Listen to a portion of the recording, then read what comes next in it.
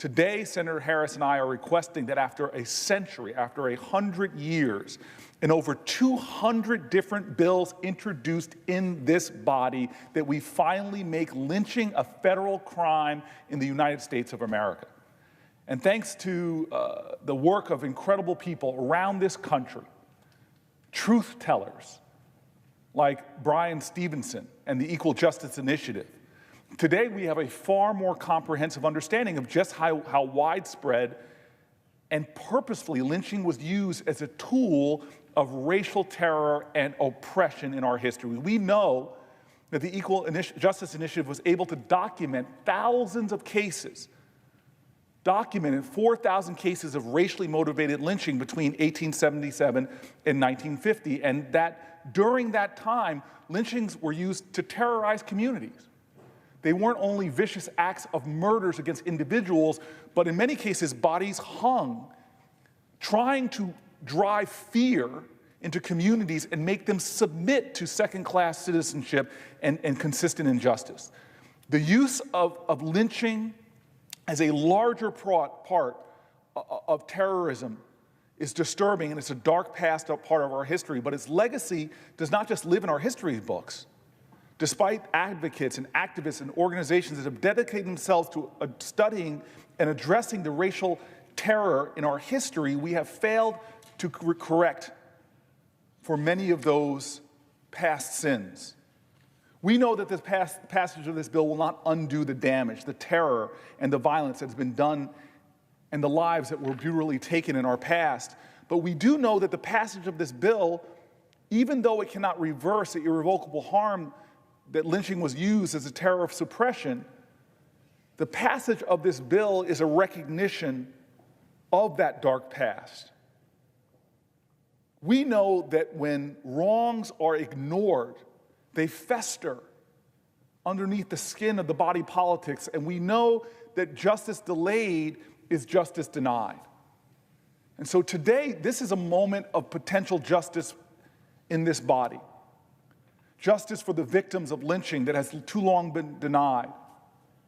I want to go back to a point of history in this body. The very first bill introduced in Congress to address the terror of lynching was introduced by a man on the other side of the Capitol named Congressman George Henry White. It was introduced in 1900, more than a century ago. And the year after it was introduced, that first bill, a year afterwards, 1901, was the last year he would serve in Congress. That's because Congressman White was the very last of the group of black congressmen who had been elected to Congress during Reconstruction. And with Congressman White's departure in 2001, it would be the last time that an African American would serve in the United States Congress, the last time a black Southerner would serve in the Congress for over 70 years. And Congressman White had a sense of understanding of what was going to come, the long dearth of lack of diversity. He knew that the terror of Jim Crow and voter disenfranchisement, that this was going to stop the election of African Americans.